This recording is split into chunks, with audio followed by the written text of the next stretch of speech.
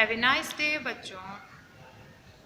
आज हम हिंदी व्याकरण में पढ़ते हैं संबंध सूचक अव्यय यानी कि पूर्व सर्ग, जिसको हम इंग्लिश में कहते हैं प्रीपोजिशन।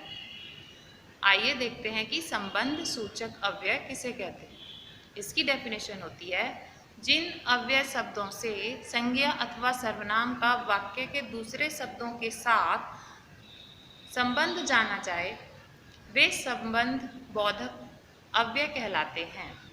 अर्थात इसका मतलब हुआ जिन शब्दों से हम किसी शब्द का दूसरे शब्द के साथ और किसी शब्द का दूसरे वाक्य के साथ या दो से अधिक वाक्यों के साथ जब हमें संबंध स्थापित करना होता है, यानी कि उन्हें हमें जोड़कर बोलना होता है, तो उन शब्दों को, उन वाक्यों को जोड़ने के लिए हम जिन शब्दों का प्रयोग करते हैं उनको हम संबंध सूचक अव्यय कहते हैं।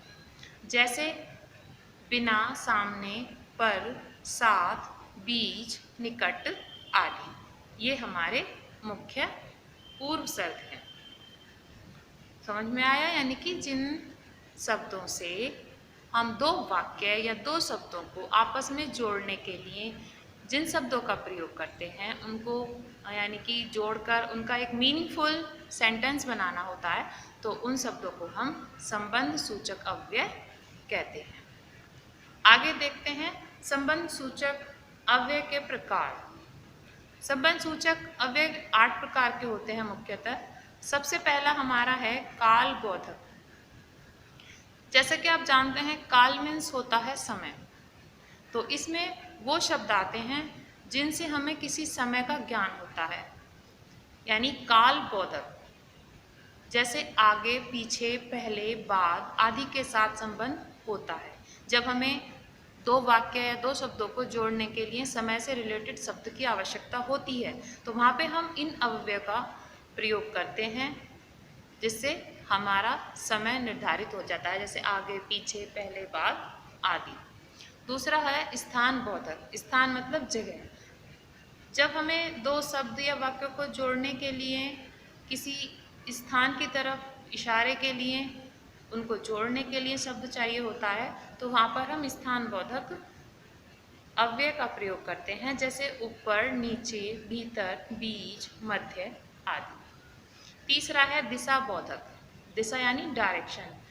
जब हमें किसी दिशा की तरफ, किसी जगह की तरफ इंडिकेशन करना होता है, तो हमें दिशा बोधक शब्दों का प्रयोग करना होता है, जैसे सामने, निकट, पास आदि।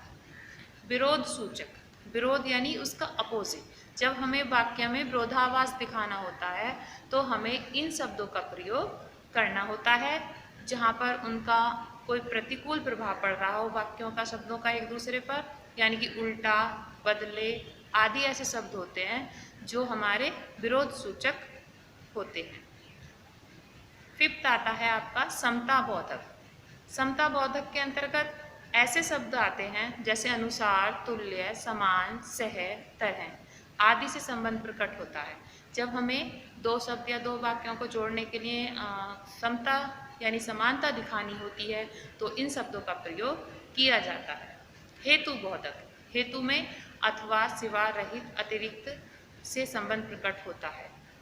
7 है साधन बोधक। साधन बोधन में साधन होते हैं जिसके द्वारा काम किया जाता है, तो जहाँ पर हमें इस तरह की शब्द जोड़ने की आवश्यकता होती है, तो वहाँ पर इन अव्ययों का प्रयोग किया जाता है, जैसे द्वारा, जरिए, निर्मित आदि शब्द। लास्ट वन है आपका 8 विषय बोधक। विषय बोधक में वो शब्द आते हैं जब हमें किसी के बारे में जानकारी देनी होती है, तो वहाँ पर दो शब्द या वाक्यों को जोड़ने के लिए इन पूर्व सर्ग का प्रयोग किया जाता है, जैसे विषय, बावत आदि। तो आज हमने पढ़े हिंदी व्याकरण में संबंध सूचक अव्यय, या इन्हें हम दूसरे नाम से भी जानते हैं पूर्व सर्ग, और हम इन्हें इंग्लिश में कहते हैं प्रीपोजिशन। उम्मीद है आप सब बच्चों को ये अच्छी तरह समझ में आ गई। That's all.